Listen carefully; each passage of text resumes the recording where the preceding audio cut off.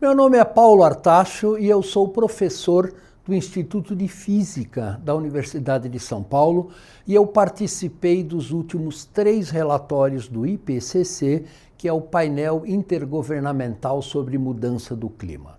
O IPCC foi criado pela ONU em 1988 e é um grande comitê de cientistas do mundo todo que se reúnem de tempos em tempos para avaliar o estado da arte do conhecimento humano sobre a crise climática em todas as suas vertentes: clima físico, questões socioeconômicas e estratégias futuras para a humanidade como um todo. Em 2018, o IPCC produziu um relatório crucial mostrando que limitar o aquecimento global a 1,5 graus Celsius em relação à era pré-industrial é uma questão de sobrevivência para muitos países, muitas populações e praticamente todos os ecossistemas terrestres. Desde então, o limite de 1,5 graus Celsius se tornou a meta de temperatura a ser atingida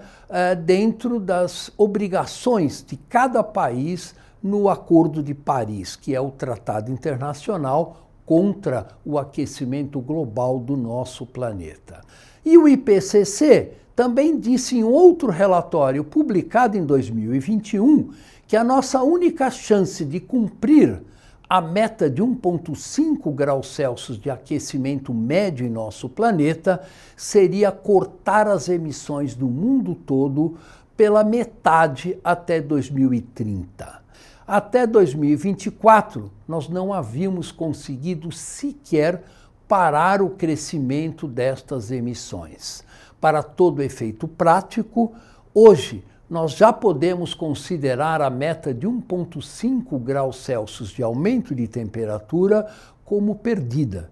E a gente diz isso não por derrotismo, mas para que os países comecem a se preparar para um clima que já mudou e vai mudar ainda mais. No Brasil, isso também significa investir em pesquisas agrícolas que possam desenvolver uma nova agricultura que seja mais resiliente às secas e às altas temperaturas que estamos observando atualmente. Significa também aprimorar os sistemas de previsões de tempo e alertas da Defesa Civil para proteger a população contra o aumento dos eventos climáticos extremos, tais como grandes inundações, grandes chuvas, grandes secas, que estão aumentando de frequência e de intensidade a cada ano que não conseguimos reduzir as emissões de gás de efeito estufa.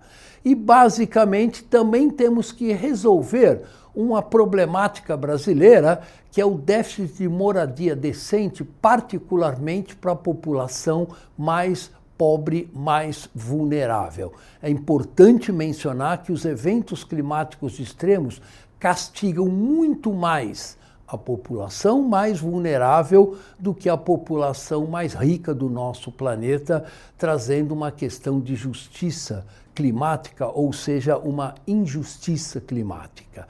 Por causa do aumento do nível do mar e dos 8.500 quilômetros de área costeira que temos, nós precisamos restaurar os manguezais para amenizar o impacto do aumento do nível do mar e proteger as nossas matas ciliares para controlar enchentes e reduzir os impactos das secas sobre os nossos reservatórios de água tão importantes para abastecimento nas nossas áreas urbanas, para abastecimento na nossa produção de alimentos e também para a nossa geração de hidroeletricidade. Precisamos urgentemente zerar a destruição de florestas tropicais e, no caso do Brasil, zerar o desmatamento até 2030 em todos os nossos biomas é uma das obrigações do país junto ao Acordo de Paris. E é fundamental a gente eliminar a extração e o uso de petróleo,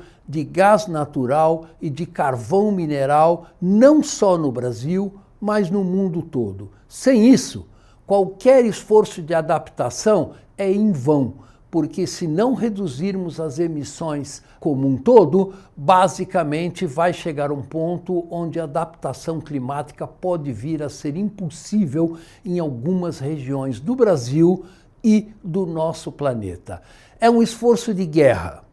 mas nós estamos em guerra contra a mudança climática e, essencialmente, estamos perdendo. Nós podemos ver essa guerra que está sendo travada atualmente como um espírito de mudança. Precisamos mudar o sistema econômico, de um sistema econômico que entende a exploração dos recursos naturais do nosso planeta como algo que podemos fazer ad infinito, sem nenhum prejuízo para a sociedade ou para os ecossistemas do nosso planeta. E esta filosofia está virtualmente e totalmente errada, no sentido de que a gente precisa respeitar os limites planetários para que a gente possa construir uma sociedade que seja minimamente sustentável e uma sociedade que siga os 17 Objetivos de Desenvolvimento Sustentáveis, que é um caminho para a gente construir uma nova sociedade mais resiliente e mais justa, com a população mais desfavorecida, e isso é uma tarefa urgente que envolve, além da guerra contra o clima, também um movimento pela justiça climática, pela justiça social, na construção de uma sociedade mais justa e mais resiliente às mudanças do clima.